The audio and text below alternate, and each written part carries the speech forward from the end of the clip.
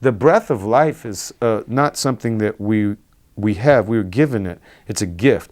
And when you stand next to someone, whether they think they're spiritual or they think you're spiritual, doesn't matter. The situation is spiritual, basically because you're breathing in and out. That's what life is. We all breathe the same air.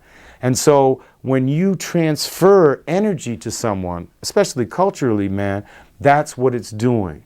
And in a sense, in music is the predecessor to organized religion. You have call and response as the predominant form of communication in music. And you have that in religion. The preacher says ABC and the chorus says yeah. And yeah, literally, yeah is the name of God.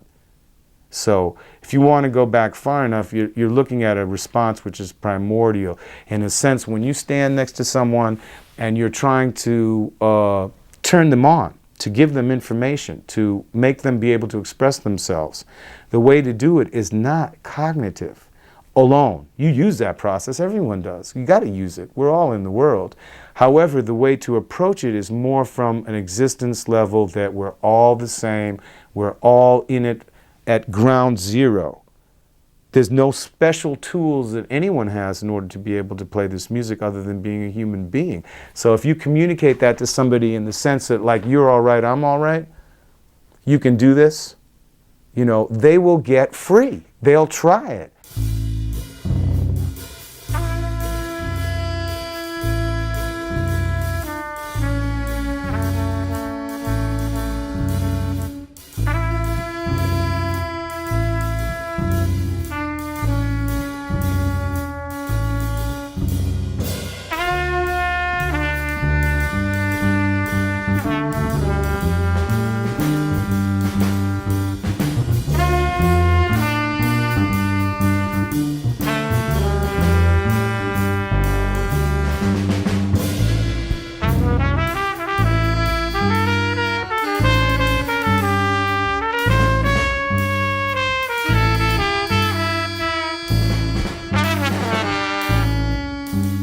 As human beings, we have a kind of a cultural lineage which suggests that any storytelling or presentation religiously or spiritually has this element of improvisation.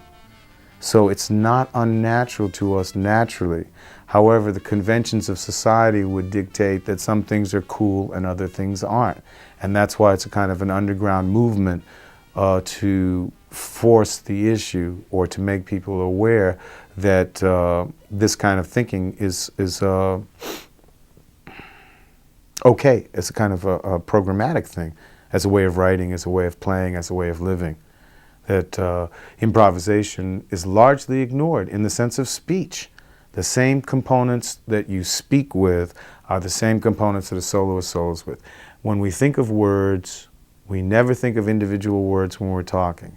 We have a concept, and the words are just a function of that concept. They'll come out. They call it the gift of speech.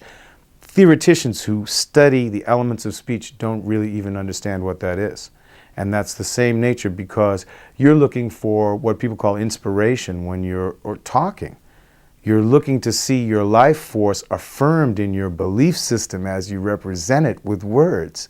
And so it becomes primarily spiritual. And if you look at music that way, it's very easy to tap into the idea that there's a higher or greater good in a long view, a very long view. Like Sun Ra was saying, we travel the spaceways.